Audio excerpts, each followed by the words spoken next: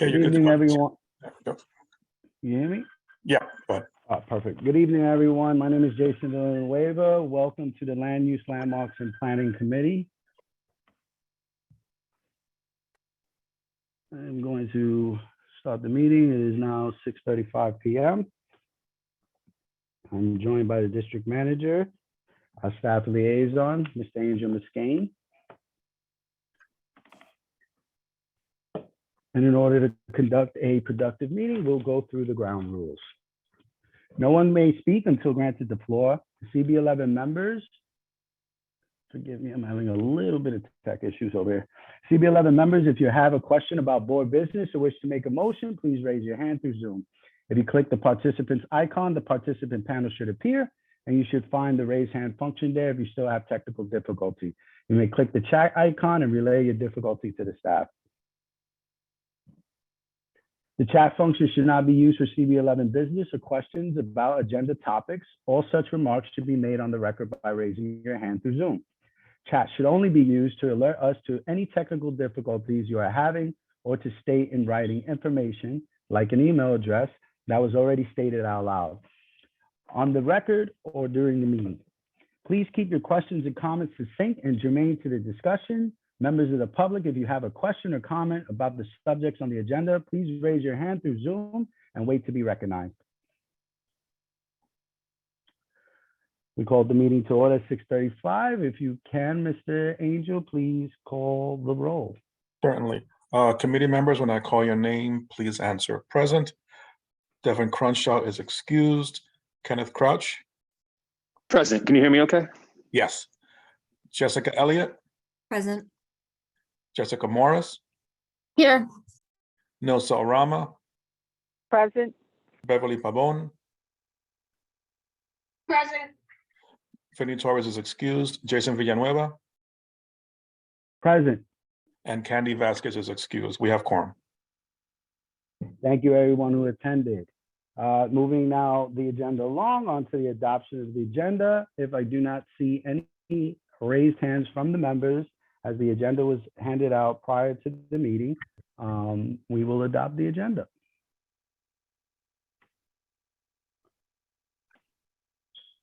Okey doke, moving right along. Announcements. The next meeting for this committee is scheduled in January 11th, 2023. I have one quick announcement. I should have said it a second ago, but I didn't want to interrupt you.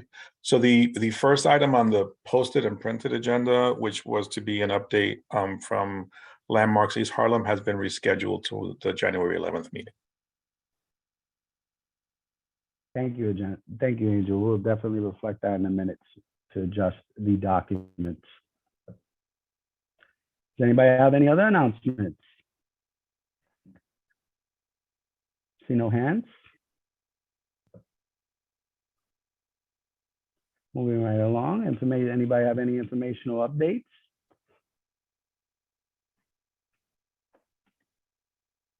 See no hands? Presentations and discussions.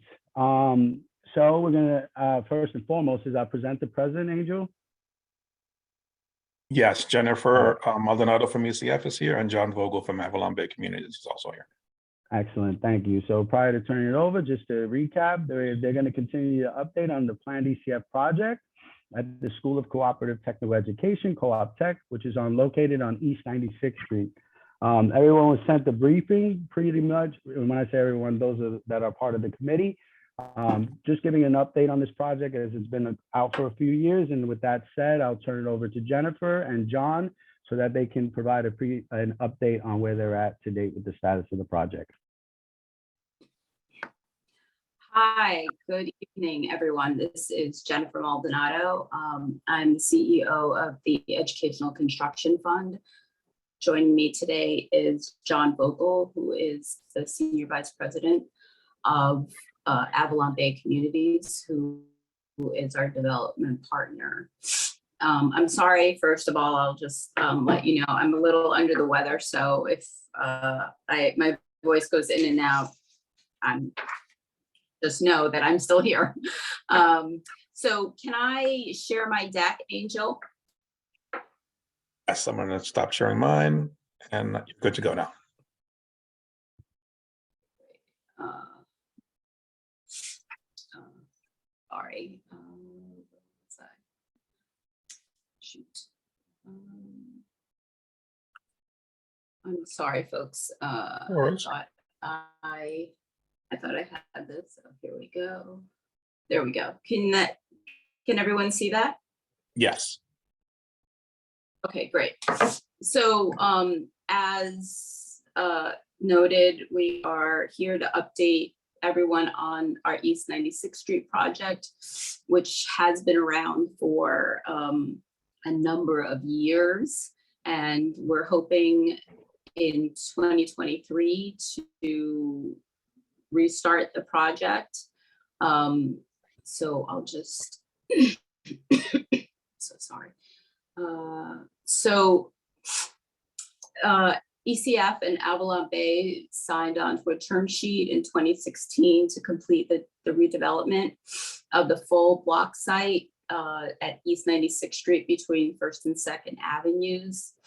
The project required ULIP approval, which this committee was a part of and supported, and included the following elements, which was the construction of Co-op Tech and Park East and Heritage High Schools, excuse me, an approximately 1,100 unit residential building with 30% affordable, the rehabilitation of March Brothers Playground, and included throughout prevailing wage and local hiring components. The project, which we all know was originally slated to be completed in 2023, has been tied up in litigation for over 4 years. And we recently restarted the conversation with Avalon Bay to move the project forward. And obviously COVID impacted the project as well. So very quickly, the history, and if 2013, we bid this out for only Co-op Tech along with 2 other schools on the Upper West Side. After a long period or a initial bidding period, we decided that Co-op Tech project was a project that was going to be moved forward on. In 2015, at the behest and at the urging of then Councilwoman and Speaker Melissa Mark Viverito, she identified 2 schools in East Harlem that were in critical condition, and those 2 schools, Heritage and Park East, were added to the project.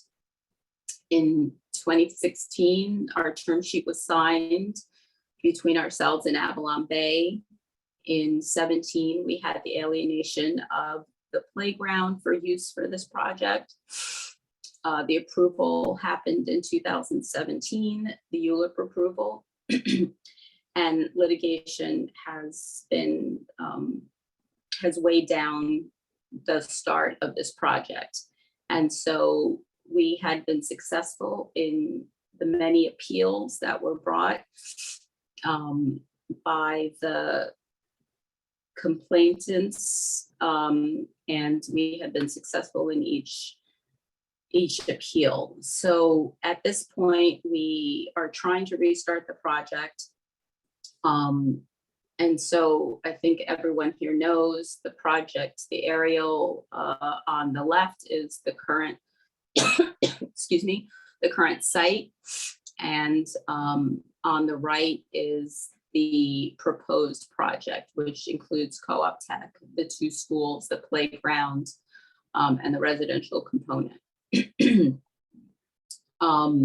Just very quickly, the uses are the 2 school buildings. The total project is approximately 1.3 million gross square foot.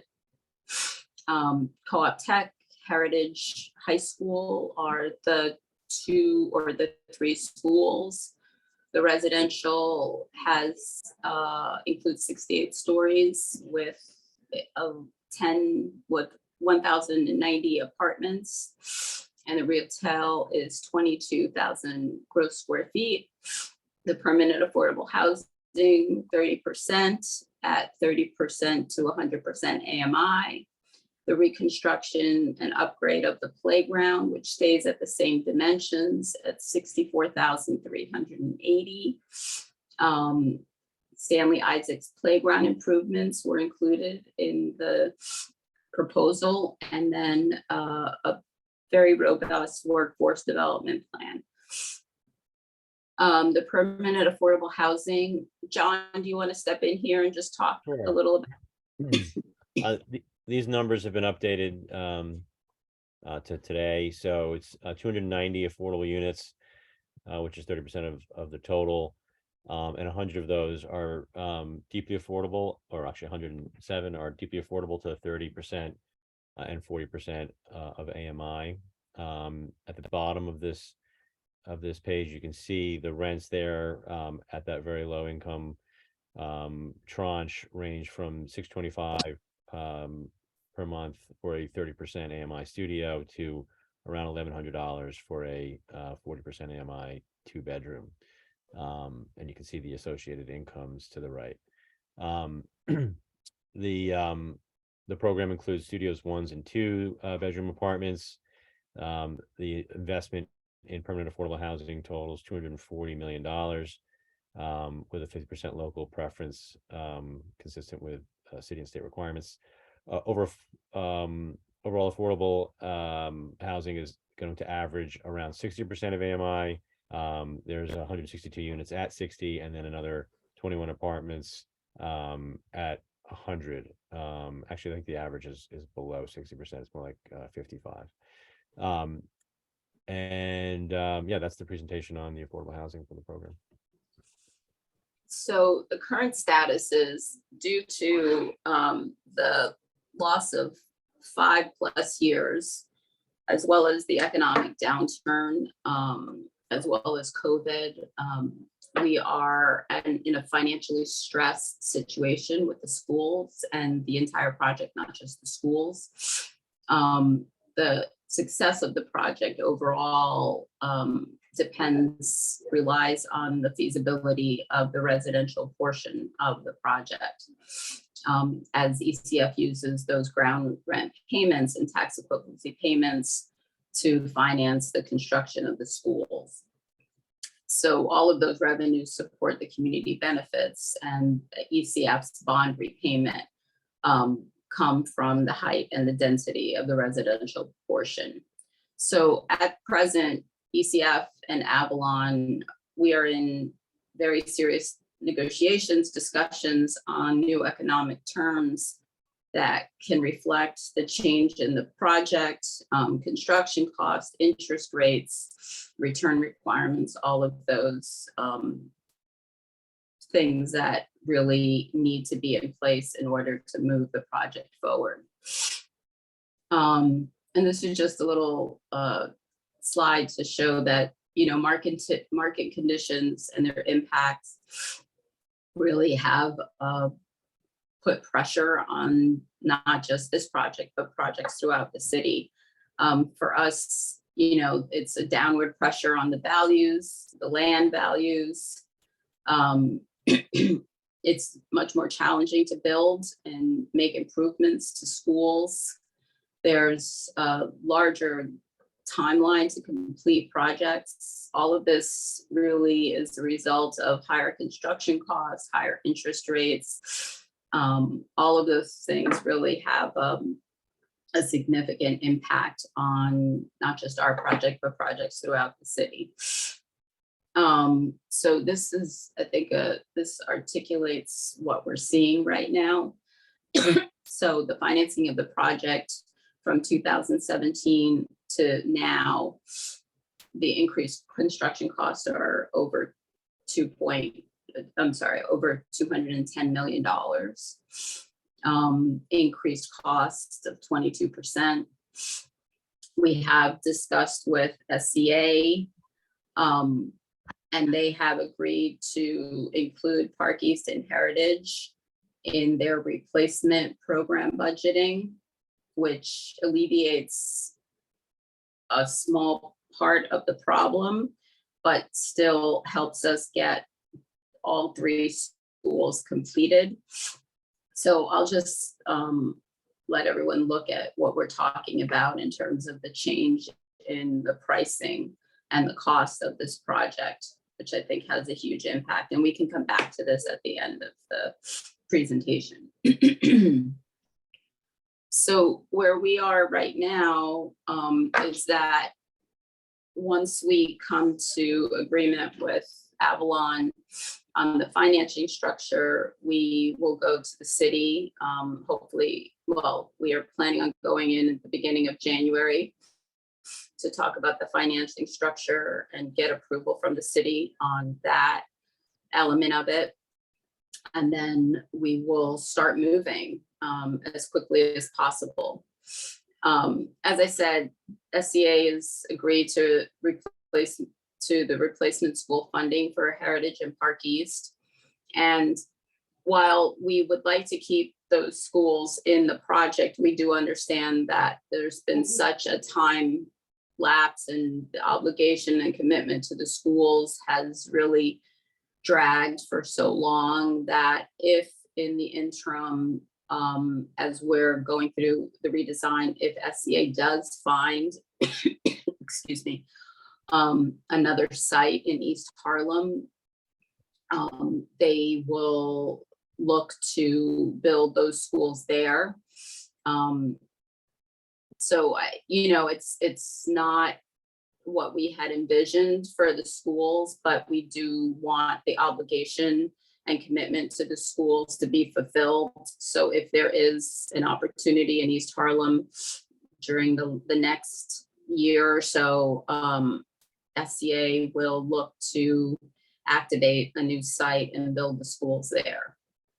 So the schools will either be in a different location in East Harlem, or they will be in our project if there's no site available in East Harlem.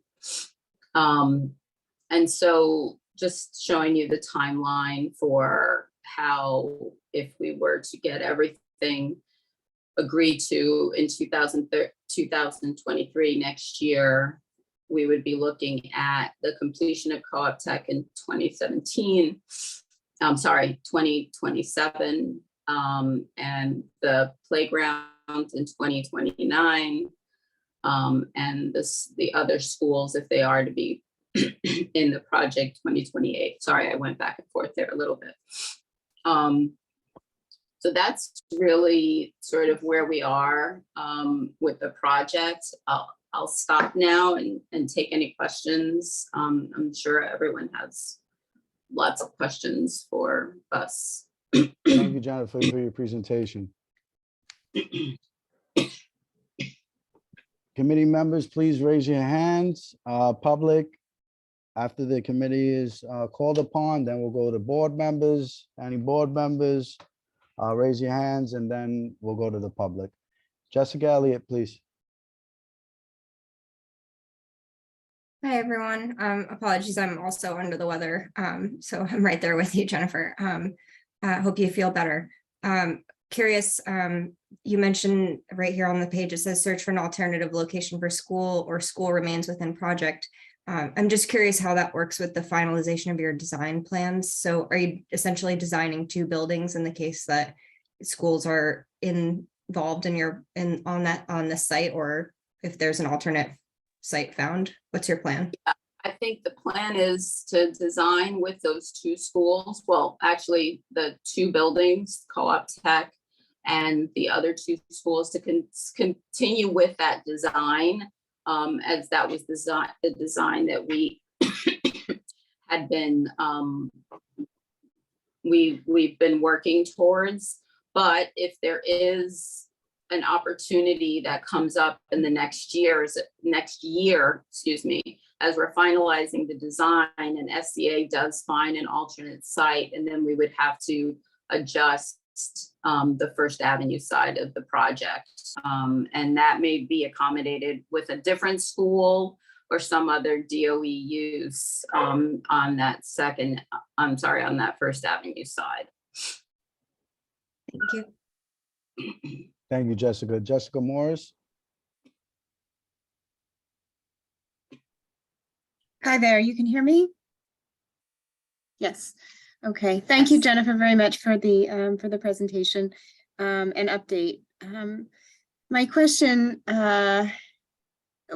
with everything that's changing as a result of the increased cost, which I noticed on the slide that outlined the cost increases based on the part of the project that was affected. The retail and residential construction had the highest cost increase overall. If I recall, it's the biggest chunk of the project. And yeah, the plus 118 million. So I guess my question is, the term sheet hasn't changed. You are renegotiating a lot of the other aspects of the project. I think the rental market is a completely different ballgame now than perhaps it was pre-COVID. You know, I think 30% affordable as far as the 1,000 units overall is not insignificant. But what strikes me for a potentially transformational project for this corner of the district and East Harlem is that gap between 60% AMI and 100% AMI. So while you're essentially going back to the drawing board to figure out how to get this moving forward, has there been any reconsideration of the potential to, not to kind of squeeze this anymore, but to address the term sheet, or is the focus on really how to deliver on the promise of the additional schools?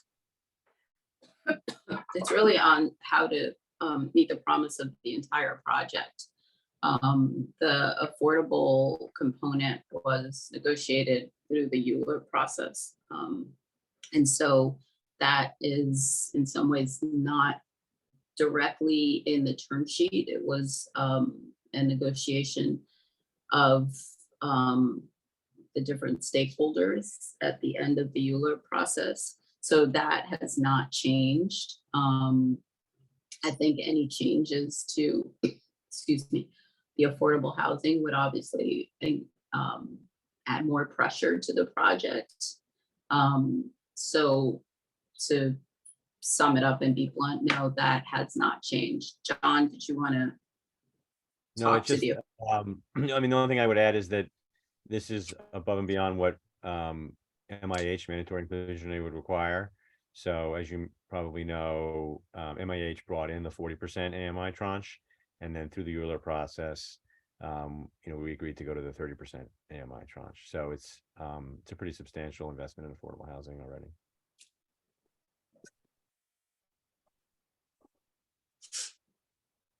And a follow-up question, Jason, I know there were a number of questions that were on the table.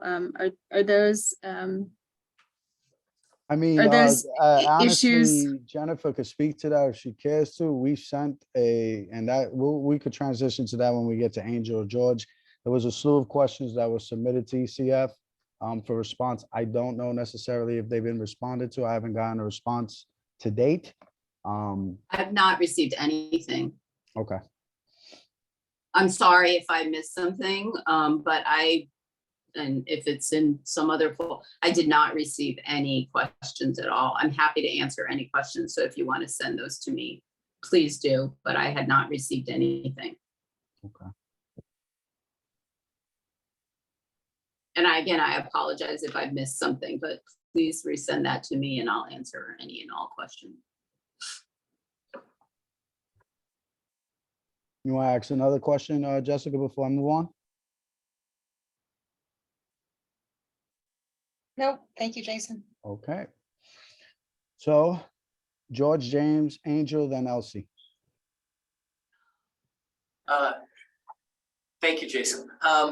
My question has to do with Parkland. As you said earlier, the playground was alienated, and it is now going to be relocated and reconstructed and part of the zoning lot that that's a part of the project. But how is the parkland going to be replaced as I remember the alienation legislation required? I believe the city is still making a determination. From what I understand, it's in the East River Promenade, but I can't speak to that. Happy to get an answer from the city as to that. So that's something that the city makes a decision on where that replacement is. Thank you.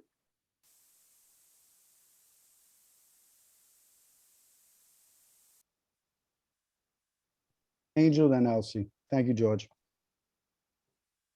I'm happy to defer to Elsie after. She had her hand up first. Thank you, Angel. Hi, Jennifer. And good to see you again. I have a few questions. First, I'd like to say, obviously we have a desire to keep the project as close to what it was originally intended to be. I think the height was a big issue. I was actually a board member when this went up for ULURP. And so, it's really important for us, if we're looking at the height, to incorporate all of the things that were promised at the time of that original commitment.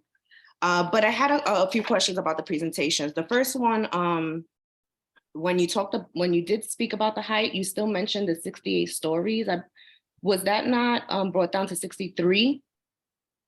I remember there was a commitment made. I think the borough president had requested that it be brought down 5 stories. And then there was a letter in, I think, 2017 from Avalon Bay saying that it would be brought. Oh, sorry, if it was incorrect. Okay. All right, Yes. I just wanted to check that. I apologize. No. We've presentation so many times. So yes, I will. I want to make sure, you gotta make sure. Yeah. No. Okay, and then I know that we had also spoken about it being 30% of the units of the total residential units, and it looks like there's a few units shy, maybe about 40 from the 40 units, because it says in your presentation that there's about 1,090 apartments that may come out of this project, and I think 30% of that is a little bit more than the 290 that was. So I can address that. Sorry. We neglected to explain. So that 1,090 was what it was approved for. But that's the maximum. We've actually changed the design, so it's a total of 960 apartments. Okay. And that works out to, I think, 30% is 290 of that, or 290 is 30% of that. Make sure that that's right. So, and then there's no 3 bedrooms. There's no 3 bedrooms. And so the breakdown is, as it's seen here, 107 of those apartments will be studios, or that's just the breakdown of the income. So yeah, is there a breakdown of how many studios, 1 bedrooms and 2 bedrooms there will be in the project? I can answer that in a minute. I'll look that up if you want to continue asking questions. Sure. Sorry, I'm going through my paperwork. There is also a piece about, Jennifer, that you mentioned that the SCA has tentatively agreed to the replacement school funding. So is that the 50 million that you're talking about? 50 million. Which 50 million are we talking about? For the schools, it looked like it was a difference of 50 million from the first proposal of what it will cost in 2017 to what it will cost now in 2023. So that's how much, the school construction cost has actually gone up by 50 million. If we were to take out the Park East and Heritage schools, that would be about 100 million difference. So we would still be at about 110 million. That SCA would be correct. Mm-hmm. Okay, because the original agreement did say that the city would incur no cost for the schools through this project. Right?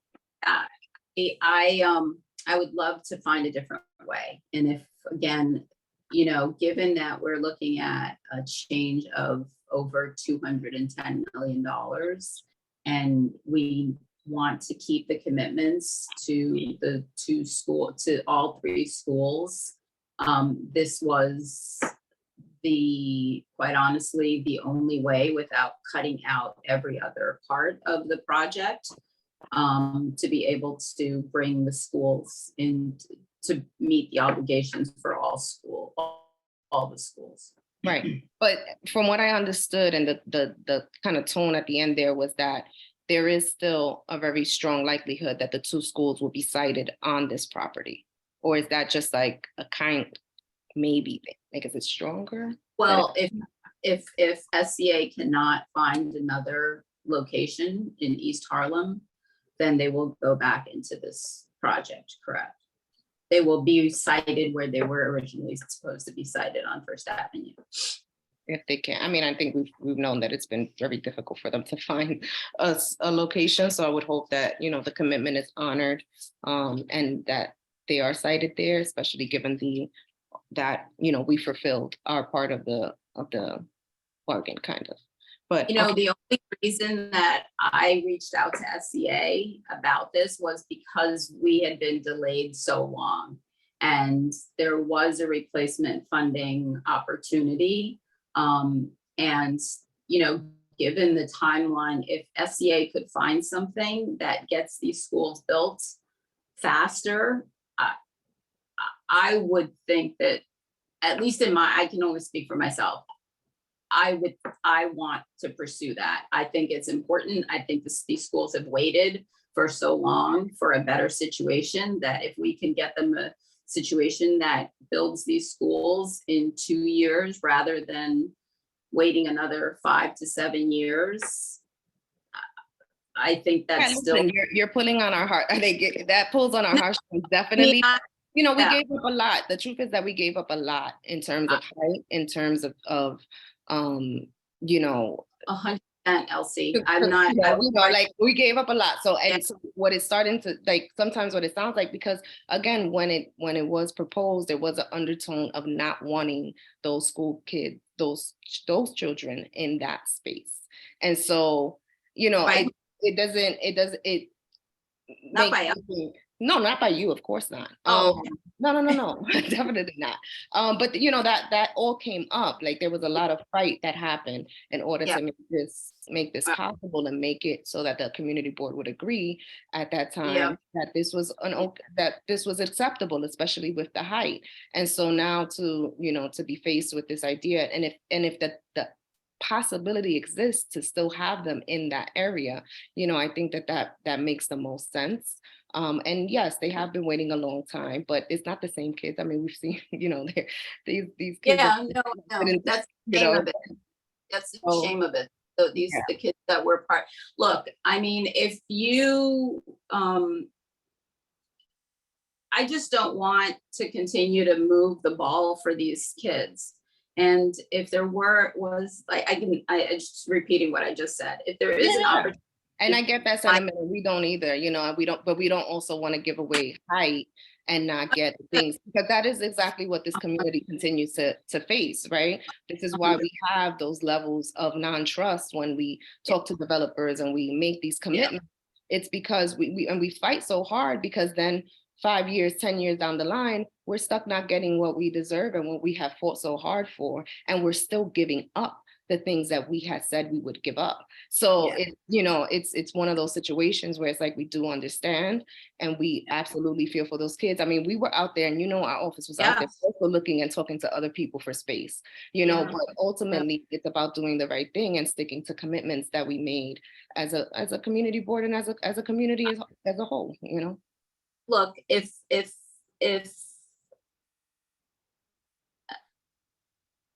I get it. I know. This is like, this is a hard place for everyone to be. I mean, when I look at this 2023, that this is when we were supposed to be done, it just really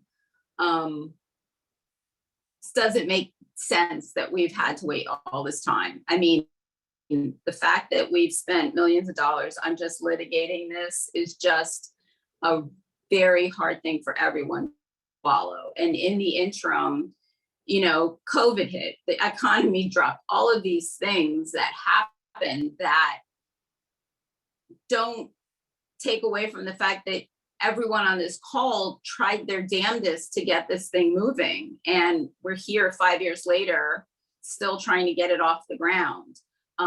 So I hear you. I hear you. And again, my only reason for going to SCA was if they can find something to build these schools, let's do it, let's not wait around. But I hear what you're saying also, that we said they were going to be here. I'm not looking to, and this is probably bad for me to say on a presentation, I'm not looking to appease those folks that didn't want these kids in 96th Street. That's not what I'm trying to do at all. I'm just trying to get them a better situation than they have right now. Mhm. Understood. And then if John can get me the breakdown for the unit sizes, then I'd give up my time. Yeah, I have them. So it's 23% studio, 30% 1 bedroom, 47% 2 bedroom. So it's substantially weighted towards 2 bedrooms, which is great. It's 67 studios, 87 1 bedrooms, and 136 2 bedroom affordable units. Thank you, John. Sure. Thank you, Elsie. John and Jennifer, please, when you, at the conclusion of this meeting, if you can email Angel the presentation, those numbers would be greatly appreciated.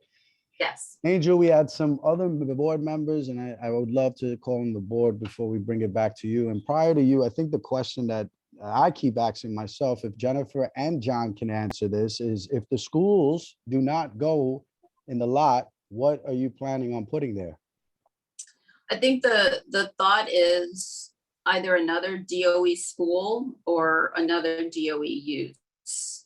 The way that the ULURP was approved, there has to be some sort of use in that area. So it could potentially be another school for the district if that were the need when we get to that point. But we would actually come back and speak with you folks. But we would need to utilize that space in some productive way. It'll stay with the public. Thank you. That was probably my biggest question. I'll let Angel, if you don't mind, I'd like to go board, committee, board, and then public, then to you, of course, and then public. I seen Elsie, you already spoke. David, you will go after Nilsa. Nilsa will go next. David, and then Xavier. Hello, can you hear me okay? Yes. Oh, great. Thank you. Thank you for coming to this presentation. I'm sorry I had technical difficulties, but I'm finally on. So I will be reviewing the video of this meeting because I missed substantially the beginning of what was discussed. But I just wanted to say that as former chair over the last 4 years, I saw what this community went through in order to get consensus for this project, and even among the board, it was contentious as part of trying to cite the DSNY garage. Obviously, that's different than what's going on here. We couldn't find sites that would house a garage to the extent that had several districts. I say that because if SCA is trying to find a space that will house 2 high schools, it's going to be extremely difficult.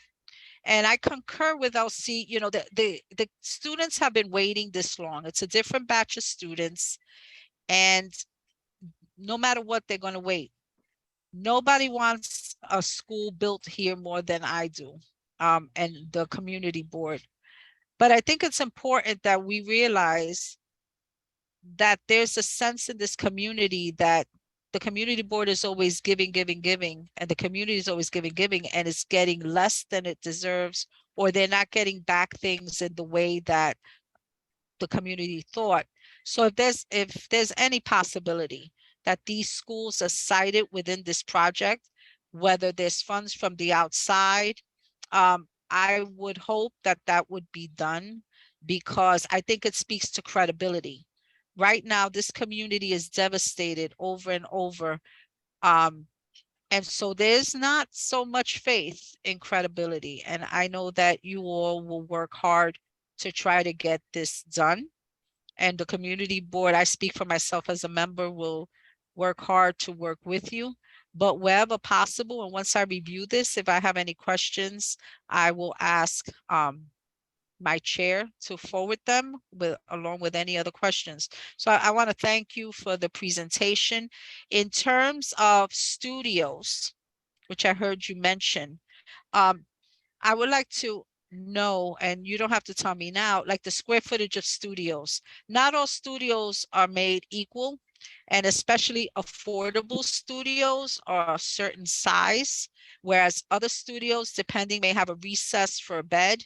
So I'm just curious as to whether all the studios are going to follow the same design, just like all the one bedrooms would be the same design, because in a mixed project where there may be higher end apartments, luxury apartments, sometimes one studio, if it's built for one income, does not equate to the studio of a higher income. And so, I think that the next presentation, once things are settled, it would be nice to have comparisons about the affordable units versus any of the higher end units, just to make sure that this community understands exactly what it gets in terms of the apartments that are offered. Thank you so much. Thank you very much, Nilsa. I don't know, John, if you want to add something now, or we can just respond later. I don't have that information. So Okay. I can't. Okay, we'll respond to the question. Yeah, more than likely, Jennifer, we're gonna end up redrafting the, I know that the questions were sent through email, so we'll send it to you formally in the letter format. Okay, And that way we can get a formal response by you and your partner. no problem. Same order, but going back to members, sorry, David, Jessica Elliott, then Jessica Morris, then David, then Xavier. Jessica's one more question for the two of you, if you don't mind, and then let's push it along for the other members. Of course, thank you, Chair. I would be remiss if I didn't talk about the parkland as the Chair of Environment, Open Space and Parks. So I want to go back to that. It was mentioned that it would be relocated to the East River Esplanade. I wanted to get more context on that. The East River Esplanade projects are funded and are part of the commitments of the East Harlem Points of Agreements. So, I don't want that to become sort of like a double dipping of, one creation of the commitment accounts for two promises that were made. So if you could just explain how that would work, that would be helpful. So again, that's that's through the city's law department are making a determination there. I may have misspoken, and I apologize if I was incorrect. I know that the city will determine what is the relocation replacement that's done for this particular project, but I am not I'm not privy to that, and I'm not sure, given what you just said, then I'm not sure if the city has determined exactly what that replacement area will be. Yeah, and I just want to reiterate what Nilsa mentioned. It's, we can't find a place for the sanitation garages, and I doubt we're going to be able to find a place for this park. And if it goes to Randall's Island, I'll be torn in half. So if we could pay attention to that, that would be great. For what park are you speaking of? The relocation of this park, yes. No, this park is not being relocated. This park is moved 200 feet and being restored and rehabilitated in the same block. Okay. I think you're talking replacement, The replacement that's within the alienation language is determined by the city, either through the law department and with the parks department, I believe. So that's not within the domain of ECF. Our commitment is to the rehabilitation, restoration of Marx Brothers. Great, thank you. Thank you, Jessica. Jessica Morris.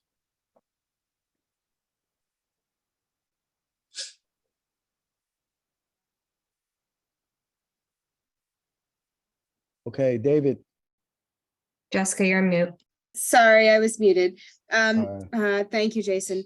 Jennifer and John, I want to commend you both for persevering in the process. It's not easy to come back 5 years later and be essentially where you left off with much higher costs. I guess the question that I have, and I'm not sure that it has a definitive answer, but with those challenges that you have persevered through to come back to us and essentially say, we would like to move forward as we left things and fulfill your commitments. Are there any opportunities in that delay that have arisen? Has the team, beyond trying to triage and solve the problem of how to get this thing moving forward, can I encourage you both as team members to consider whether there are opportunities in that delay that may present themselves? I don't know if there are. And again, just want to commend you. Yeah, right. I wish don't stop looking. Don't stop looking for them is what I'm saying, because 2030 is not around the corner. 2030 is some time away, and a lot can happen in the same way 5 years ago. There was a lot that happened. So please, it is and I just want to encourage reaching across 97th Street. A Metropolitan Hospital is a partner and a community anchor. They are your neighbors. And there, if there is not conversation about their site plan and local assets, perhaps there should be, while developing a full block with a large scale development in New York is enough to take on. I think the potential for this corner of East Harlem to serve a transformational purpose, even though there is an in-kind replacement and a very tall building and a set of schools going up in a pretty in-kind way, replacing footprints, I think it's important to continue to keep your eyes open to potential opportunities with neighbors and those potential points of transformation. So thank you. No real question. I have spoken to them on numerous occasions. They want things for me, quite honestly. They're interested if this project doesn't go forward, what the space is going to be used for. So they're very interested in this as well. So we talk with them all the time on the programmatic side and partnerships with the school. I think they are also searching for space, and they are probably on the same hunt that we are for any excess space in East Harlem. Thank you, Jessica. Jennifer. David, Xavier, and we'll go to Angel and then George.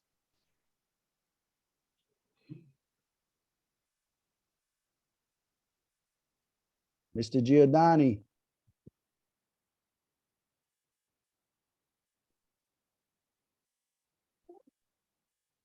David, you're not muted, but we can't hear you.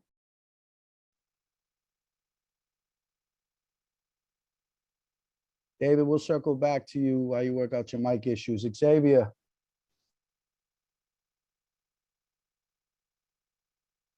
Our board chair, Mr. Santiago. I will wait and defer until after Angel and David. Angel, David, and if David hasn't gotten back, George have spoken, and then I will hold my comments until then. Thank you.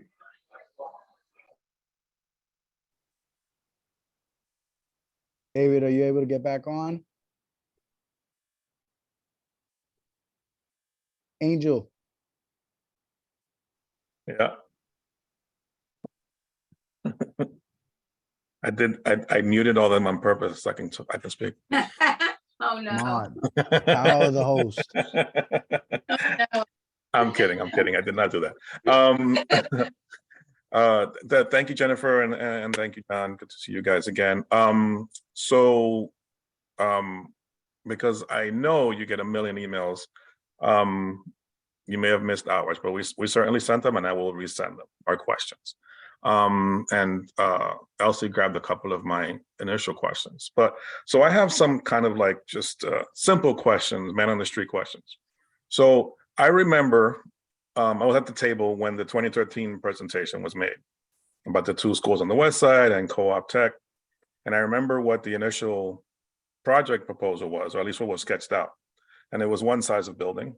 And then we skipped forward a couple of years and the two other schools were added to the project and we had a different kind of building. And now, you know, we go through the ULURP, we go through the last 4 years and we're here and there's, you know, the possibility existing that not the possibility, but that this project is not going to produce the building for those two, schools that were added on.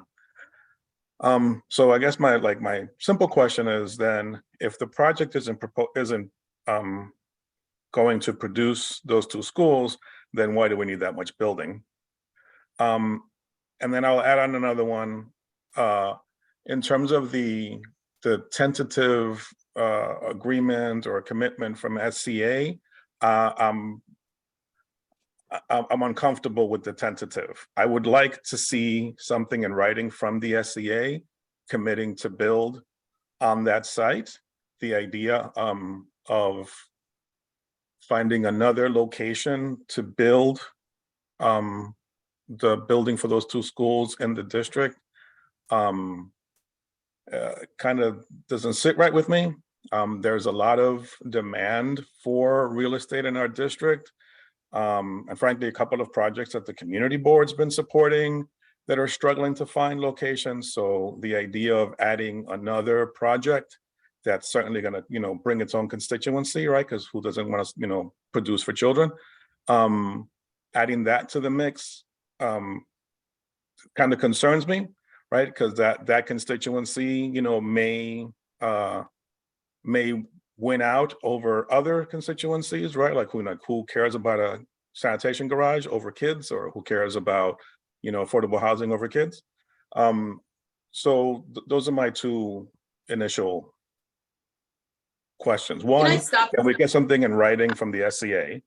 And two, why do we still need as much building if the project is not going to produce the building of the two schools? I'm going to stop you. So what I'm going to say is, if what I'm hearing is that the preference is to keep the schools in the project as they were designed to stay there, and it may take a longer amount of time to get those schools built, I could tell SCA tomorrow to stop looking for space. The push was my push. I will take ownership of that, to try to get the schools completed at an earlier date. And so I lobbied the SCA to find other space for these schools, given that, and I started this hunt a year and a half ago, given that we weren't sure at the prospects of moving this project forward. But we are now moving the project forward. And if I'm hearing a resounding, and I think I am hearing a resounding agreement that the schools should stay at the location that they are designed to, then we can do that. We can do that.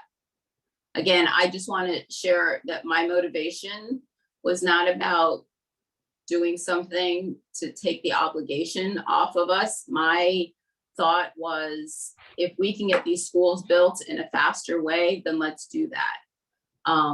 But as Angel, you know better than anybody else, because we've talked over the last year and a half, I've looked and we've scoured, and my brokers and their brokers all went out and we've looked, and outside of displacing local neighbors, there's nothing. But I didn't want to give up that opportunity. But again, I can say to SCA tomorrow, stop looking, just help us fund those two schools in the 96th Street site, and that will happen. Thank you for that, Jennifer. And I appreciate, our, continuing dialogue, of course. The idea that, and this is not on you, Jennifer, thing. This is on the SCA and our general conversations with, administrations current and previous, right? Like the community boards, ask for fire doors in a building and it takes 100,000 years, but now SCA is going to build a whole building for schools, which is great. But where'd the money come from? So that's just like a, annoyance of mine. But if the SCA is going to commit to those, to build that school there on the project site, okay, I still would like to see that in writing from them. And then back to my other question, if the project is not going to produce that building, which the SCA is going to pay for, why does the project still need to be that size? Well, I think the project still is at an extreme deficit. We are still looking at a deficit. So the taking out two schools only takes that deficit down 100 million or so, 100 million plus. We still have $100 million of loss over the last 5 years. So the Heights still needs to fund Co-op Tech as well as the playground and whatever is going to be on the First Avenue side, whether it's a new DOE, another DOE school or a DOE use or even a city use, then that's still that revenue still needs to fund what's left of the project.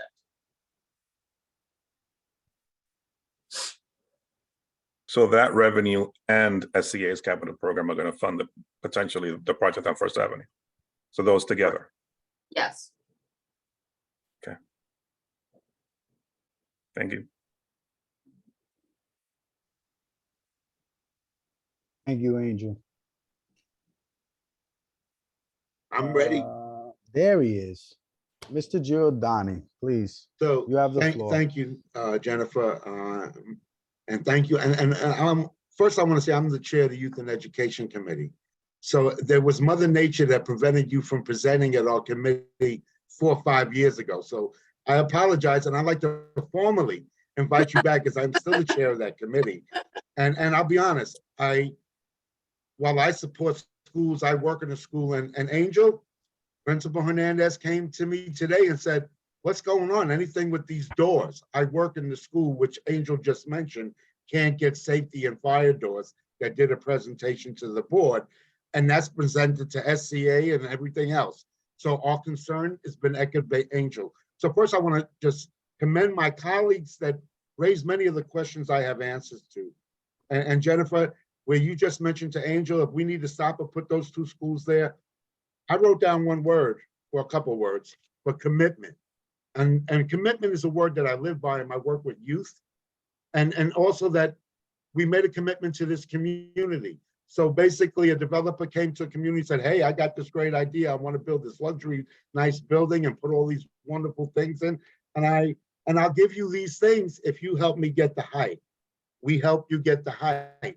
Commitment to the project, commitment to the, so I have a few questions that were raised during the presentation of the questions by other members. So when even formally, like you're saying tomorrow, you'll go back and tell them, one of my questions was the timeline. What would be the timeline if a decision was that you still build the schools, but it wouldn't be these two schools, but maybe other schools that will come in? And what we've also learned in our community, other schools that often come and take up space in the schools in our neighborhood and community are what, Nelsa? Charter schools. So that would be a curious, or the new private schools that may come where different affluent people move into neighborhoods. So I would say that the commitment yeah, we can't go back and get those kids' commitment. And I'm living with my own commitment of rebuilding a building, and I know how hard it is in the community. So I would say, let's keep the commitment to those schools, because we weren't building it for the kids that were in those schools 4 or 5 years ago. Hopefully, many of them are in college now and moved on. We're building those schools for the kids in the future generation of East Harlem and New York City kids that may not have the opportunity in other schools. So I hope that we are not going to put charter schools if we don't put those schools in there. And I hope that that's a commitment we can make. And again, I would like to invite you back so we really have that formal presentation we weren't able to have, because not having that presentation and being available to really sit down and having those questions addressed by the committee was also one of the decisions I had in not voting for the project. And I never want to hold up. I devote my kids to 42 years of working for the Children's Aid Society. So, you know, my commitment is to East Harlem children as we go forward. I appreciate that. And let me just say again, we will put these schools in the project. You have my commitment. The schools will go in the project. I will talk to SEA tomorrow for them to stop looking for an alternate site, and we will get a commitment on paper that SCA will commit to funding the rebuild of these 2 schools. So And I think that will help fund them quicker. That would. You know, it might help get that money moving quicker. Well, we still can't, unfortunately, the way that the design of the project is, doesn't make it faster. It just gets it paid for, but it You know what I doesn't make mean it. is, you probably would still do a better job of getting that building built quicker Oh. than SEA would find a space and build it for those kids. That's what I mean. Yeah. Okay. It's been. And I think But can that's I what ask Angel's anxiousness a was. very quick question? Can Yeah. I ask a very quick question? And this is, can you tell me very quickly what the school is that you're talking about that doesn't have fire doors? It's what I work at the Lexington Academy. We're a Children's Aid Society, full disclosure, and we run after school and prevention programs in the school. So I work with Principal Hernandez. He did a formal presentation to the community board, as we asked many of our principals to do, and he came and presented. I thought he was going to ask, like most of them, for other kind of amenities, the bathrooms, which are being done, but we have doors that 19, 20 doors that don't close correctly. You know, I was in a new building for one summer, and I saw the way they have these doors that can open and close when fire, you know, when the fire alarm goes off, the door's closed so the smoke doesn't block it. But when these doors are closed, you know, when you push one open, they're those swing doors, like sometimes they bang each other. There are always adjustments made. I mean, it's really of a concern of safety. And it's funny because Angel made the reference to it, and Principal Hernandez, who I'm really on another meeting with at this time, mentioned, hey, Dave, any word on the doors? We haven't gotten any funding. I said, you know, why don't you write the letter and we'll try to follow up. But again, Okay, you know, I don't want to derail the presentation, but I'm sorry, tell me again what the school is. What school is it? 72 Lexington Academy. PS 72. Okay, thank you. I got it. And they can forward my information and communicate. But you Okay. know, I guess my concern also was like, we'll still build those schools because they're in the project, but we won't know if we'll put them in there. I hope charter schools wouldn't go in there. No, it's that not would be- charter. It was not. None of the ECF. No one. ECF does not build charter schools. Thank you. Much appreciated, Jennifer. And I look forward to, you know, not the act of Mother Nature keeping us apart. Yeah. Thank you, David. Thank you, Jennifer. Okay, moving the meeting on. Xavier, no, I'm sorry, Xavier. Remember, Beverly Pabon. We're gonna leave the last people that have raised their hands. They're gonna, to Beverly, one question, then Xavier, George, if you don't mind, unless it's pressing. I would kind of like to conclude this at some point. Then I'll yield my question so Xavier can speak, because most of the stuff that I asked, I wanted to know was already asked by other members. It was just Thank you, Beverly. something minor, but you go ahead. And we always, as you already heard from Jennifer, she's committed to responding to our questions. Those of you that, you know, again, we want to be transparent, but of course we also, you know, we're on our volunteer time. So that being said, do email myself and or Angel. So then that way we can summarize a lot of the questions that I've asked, submit it in writing to Jennifer And it sounds like this isn't going to be the only time that she's presenting. She's been presenting. And of course, we want to see what Avalon is going to come up with this new redevelopment. So Xavier and then George.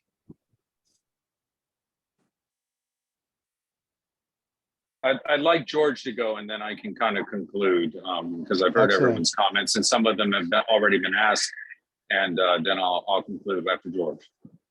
And all I have as a point of information is that John said that the number of units it was approved for is actually, it was 1,200 in the FEIS, but that was a worst case scenario with the most units possible. And it seems like they've increased the size of the units in the program so that there are more 1 and 2 bedrooms and fewer studios. And so the number of units have gone down, but the building sizes are the same. But I just wanted to clarify that it's actually approved for 1,200 units, but they've reallocated the space to make bigger units. That's it. Thank you so much, George. That information has definitely been a part of the briefing that was sent to the committee, and it'll be a part of the minutes as well. So I Okay. appreciate that. Xavier. I'm sorry, before you, Xavier, I saw your hand up, Natasha. I don't know if you want to ask a question. Okay, is it? Yeah, that was Natasha's hand was up, but I did see recently it went down. I was just pretty much everyone said my questions. I also just want to quickly introduce myself. Hello, I'm Natasha Rodriguez. I'm the Vice Chair of Youth and Education. So I invite you, like David said, to come present to our committee. Sure. Thank you. Would love to. Thank you, Natasha. Thank you for that commitment, Jennifer. Xavier. Great. Thank you very much for being here and giving us an update on this project. And like Elsie and many others, we were here when this contentious vote was held. And if I recall, it was very close. And a lot of the concerns with the school's inclusion was paramount to its success. And I think, I look at things in a very distilled manner because it's important for our community to advance the long, unrequited commitments when it comes to investment of the community. And we've gotten in the granular level, but I'm having difficulty recognizing, or at least maybe it's not been disclosed in a way that we can all understand, is that as Avalon Bay, as a company, as one who's been developing in this city for quite some time, did not create a model for this project that had offsets for cost overruns beyond the normal accounting for 3% CPI. We can understand that what's happened during inflation and the pandemic, but that really with a commitment to such a project as this, very, very curious as to why. And just looking at the basic math very quickly with the percentages and cost overruns that have been shown here in this spreadsheet, it doesn't pass the muster. And that's what I'm very confused with, because I have several colleagues and even family members who work in A-line development, and this doesn't really match up. So I'd really like to see a greater spreadsheet on how these cost overruns have brought us here.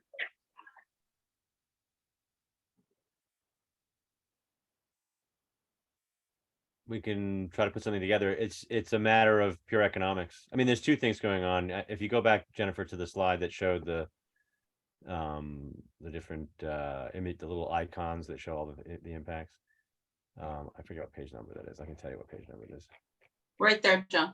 It's on. So the higher construction costs, there's a normal contingency. Well, I mean, the contingency is still the same either way. I mean, it would be a 5 to 10% construction contingency in a project of this size. But what can't be absorbed is the run up in costs that actually predate COVID. COVID actually made it even worse, but costs have been rising throughout construction in New York City going back to 2000. Sorry, I don't mean to be rude, but my family members have been doing construction in this city for nearly 40 years. So we need data. Yeah. Little emblems. So do you have that data on where it actually shows the financial costs with how it's built in, because these key market, that's great. I mean, if you're doing this for middle school, so to teach them about how you deal with construction costs, but we need the hard data numbers. I'm sorry to be harsh with you, but We don't have it tonight, that's but what we can provide it. I just want to speak to the concern, if you don't mind, just address the concern, and then we can. and follow up that's if fine. appropriate. But the question was about the data cost overruns, and that's what I was expecting personally. Right.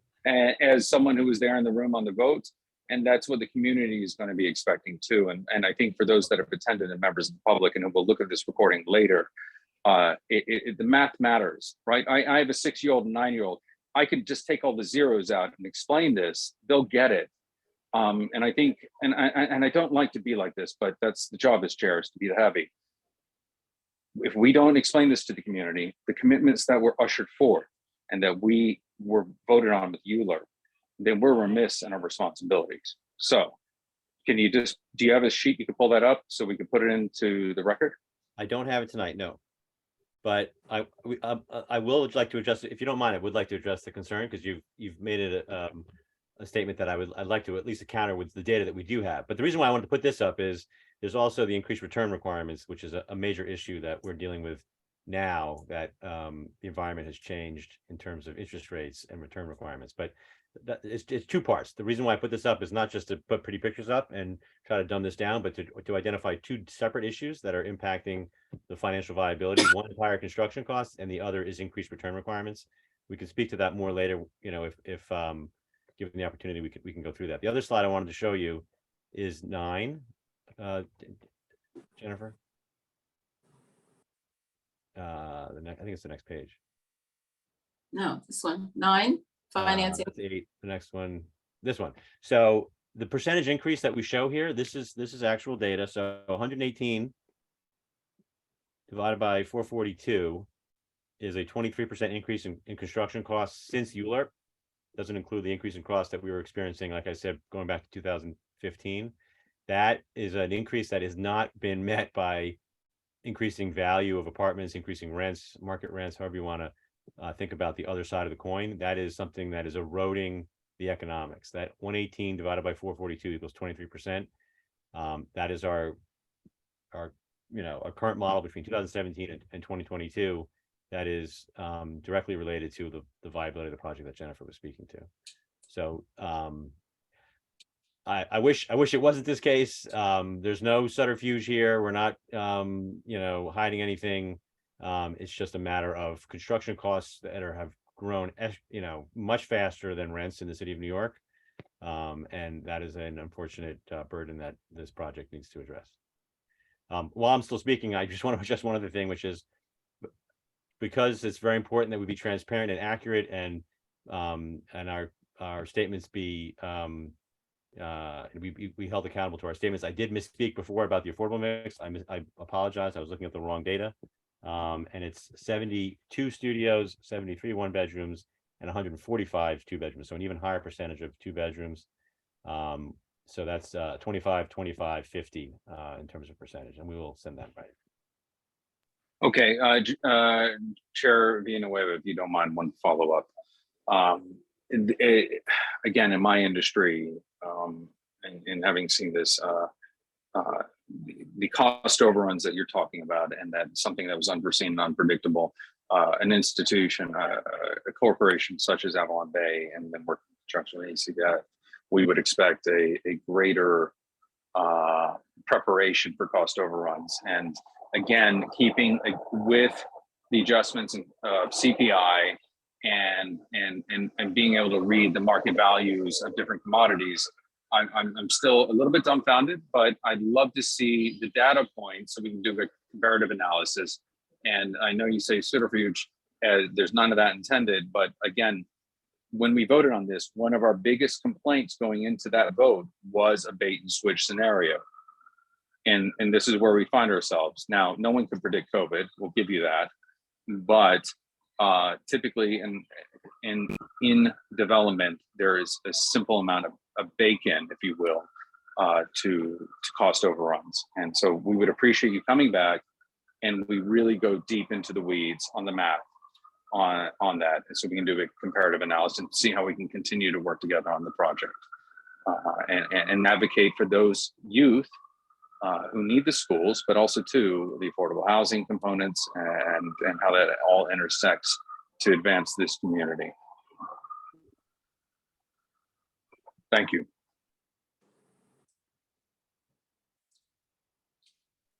And if I heard you correct, John, you're committed to providing that data. Yes, we can come back and present it. I'll follow Jennifer's lead on that one. Understood. Jennifer, Yes, you said to follow your lead. Yes. So you guys are gonna give us the data, right? yeah, no, we will definitely do Excellent. that. Thank you. Appreciate your commitment. That being said, seeing no other hands being raised, I would love to thank Avalon Bay and ECF for coming and presenting to the board. As you can see, it's a project that we are extremely concerned about for a variety of reasons, but most importantly for the youth in our district. I'm not gonna punt or how you say, beat a dead horse with the concept of what we expect and what we're concerned about. I would urge you to check the points of agreement. I would urge you to review the statement of district needs that has been done by this committee, that's been done by this community board. That echo a lot of the sentiments of what the board members are saying. And ultimately, as we commit, we're going to provide you a lot of these questions that we have already asked and have asked probably a little bit more informally, a lot more formally. So then that way, the next time we have a conversation, we could talk about how we could work together to bring this project into fruition. And one of the questions I have, and this may be for you, Jennifer, and this again is before my 10 years land use, I've been asked and questioned about a community liaison that used to be a part of this project. I don't know what that person is, if that position or opportunity still exists, where they were working with CB11 and keeping us updated on the project. I don't know if that individual is just you per se, but I've seen it with other city agencies when the districts were extremely concerned, and whether that's a local hire or a person that's already living within the district that you could. So that way there's an opportunity for us to have a little bit more involvement in the redevelopment, if that makes sense. No, it totally makes sense. And that's usually a little later in the project, once the project is ready to go. But John and I will talk about where that resides and who that resides with. Other than that, I, again, would like to thank you on behalf of the committee and the board for coming. And again, just to give some other, the look was approved and they're here, they're presenting, they're telling you their challenges. And I even asked some of us to put on our thinking caps and see ways of, if practical, to assist to fulfill the commitments that were made by both sides of the table. So I have nothing else. I don't know if you do, Jennifer, or John, or Angel. No, thank or you. Thank you George. very much. I mean, I have always appreciated the candor here, and that you put faith in ECF to get this done, and we will get this done. And I've heard all of your comments, and I take them very seriously. And we'll get back to you on the deliverables, and we look forward to speaking to you again. Thank you. Thanks, everybody. Thank you, everyone. Have a good holiday, everyone. Have a good evening. Bye.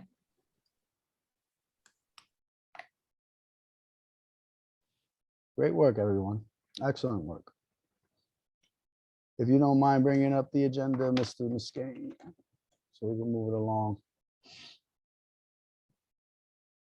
There's a lot to digest there, self included. Well, I'm speaking out loud for myself. So we'll tackle this last old business item, which again, I personally have been neglectful in ensuring that I sent out a spreadsheet to do a little tracking, because of course, a lot of my efforts were going into preparation for this meeting and ensuring that our members, more importantly, our newer members, were prepared for this meeting, which you guys were so gracious at. You did an excellent job today with the prior presentation. So That said, the points of agreement are where they're at, but it ties into even some of the conversation we were just having. There are commitments there to youth and education where, you know, we should, this it just points out more of how important it is for us to get this document afloat, start holding the administrative agencies accountable, starting with the mayor's office in particular for the agreements that were made. And as Jessica Elliott so eloquently brought up, that we're not being double dipped, manipulated, or as I'll simply call it, hustled into thinking that we're obtaining something from one group when in fact another group is providing that service. So then that way we're transparent with our constituents and members. So this item will be tabled until January's meeting, since it seems that we're going to have a little bit more freedom then. And again, I implore you, please do send your concerns, questions relevant to the previous presentation, so that way we can continue. Next item. New business. If you do not mind, Beverly, I know I put you out there on record in the email. If you could share with us the opportunity that you were sharing with me, which I think is great. Again, for some of you, be open. I know a lot of people aren't too open to in person, but again, it's your choice if you want to choose the option prior to the mayor deciding to give us reprieve on meeting remotely. Yes, what I shared with, not with just this committee in the chair, is the tour at Columbia University, Barnard College, the redesign, the red line exhibit. I've sent the chair application as to us having maybe a joint meeting tour at that facility to see the event, the exhibit with housing or any other committee that wants to go to examine the redlining of our communities and the devastating effects it has on home ownership, health and schools and everything else. Was a lot of information there that I think would be very useful for us to know. What I found was that just to see this type of destructive languages used to keep people of color out of the housing market for home ownership and services for our community was very eye-opening and sad, really, to see that it was put in black and white to do such. So I sent our chair an application. The people who's doing the event would allow us to come during the evening time, like when we have a meeting date, so they can accommodate us to come. And I think it's something that y'all would enjoy. I think you would get a lot of information about and have a question and answer period, and maybe have some of the elected officials come also with us to have this, to see this event. Thank you, Beverly. Jessica, you have a question? I do. I have a. All right, perfect. Jessica, then Nosa. Thank you, Jason. Thank you, Beverly. I'm on board, and please let me know if there's anything I can do to help. I also want to, Beverly, once we do go and learn and think about, I live just north of 96th Street, which is a hard red line still. Mm-hmm. On January 18th at the Center for Architecture, there's going to also be a workshop with April DeSimone, who co-founded the project Designing the We for Redesign the Red Line. So after we learn, I can continue that invitation and engagement to come and actively participate in redesigning that red line. So great. Let me know what I can do to help, and I'll follow up to get us all over there. I think everybody should get on board and make it over to learn that history. which is incredible. And you're right. We all need to understand it better. And it wasn't just our community. They've been taking this exhibit across country, and a lot. I mean, it was the whole across the whole country. This has been happening. I did learn that they did outlaw redlining, but the effects of it is still affecting us right now. We're still trying to catch up, and I look forward to having more elected officials come, because I was invited through Senator Claire's office, who put up put this event together for the community. So she has lot of information. Maybe if she comes at the full board, if she's coming at the full board, she can speak on it. And I'm looking forward to working with Jessica and further getting information about what we can do to turn the tides of redline. Thank you, Jessica. Champion as always. Before you cut out, Beverly, Nilsa. Hi, Beverly. Thank you for this opportunity. Years ago, we had a redlining exhibit in the Department of Health on 115th. I remember because the East Harlem Land Trust, which I was a board member of, then went to see the exhibit. I'm wondering if this is the same exhibit that had been housed in East Harlem a couple of years ago, or if this might be, Beverly, would you know if this is a totally new exhibit? I'm new to this, Nilsa. This is my first time knowing about it. I've, always thought that we would, I've heard of redlining. Our areas, I've seen the devastation that we've had where we couldn't build or buy or invest in our own community. So this is the first time. If you can remember or have anything on it as to who did it, that would add to what we getting, what we would know about this project, and be more, even more informational. Great, thank you. I'm gonna look among my notes because it was like several years ago, but I knew then it was a really, really important exhibit.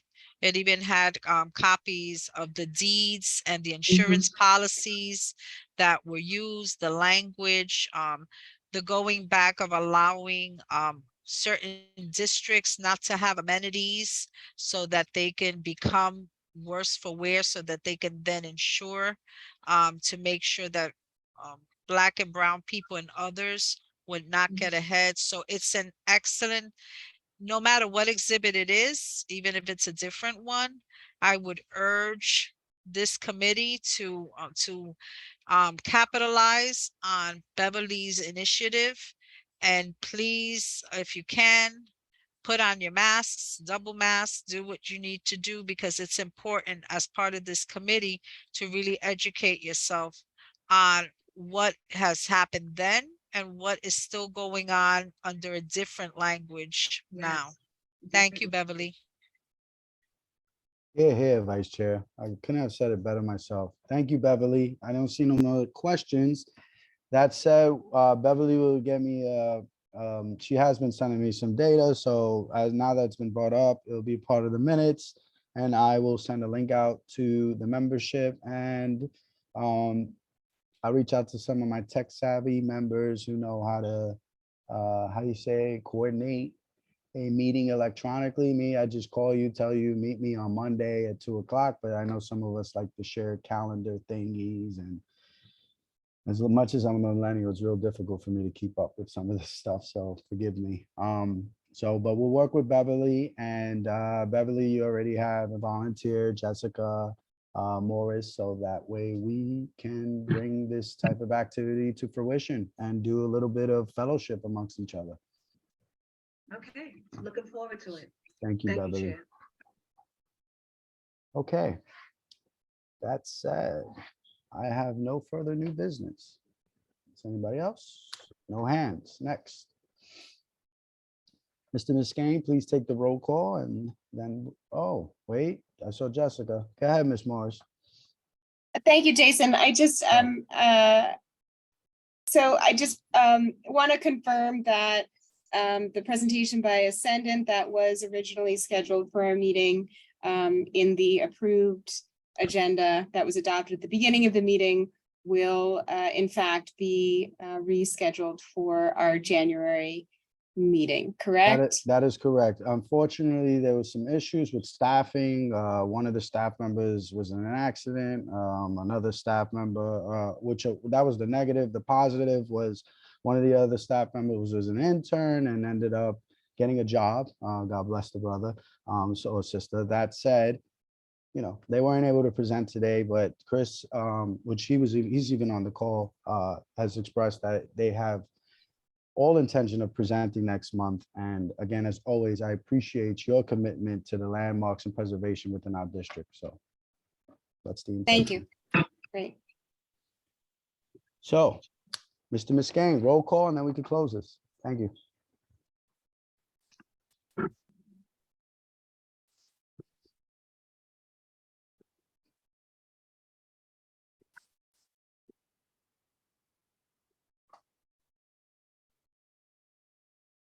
Sorry. Smith Crouch, Present. Jessica Elliott. Present. Jessica Moore- Sorry. That's all right. Jessica Morris, Here. Nelson Rama, Here. Beverly Pabon, Present. Jason Villanueva. Present. You have quorum. Thank you, sir. Meeting is adjourned at 8:06 p.m. Thank you, everyone, for your time and your attention to detail. Appreciate your service. Thank Good night. Night Thank all. you. Good night, everyone. Shalom, shalom. Night.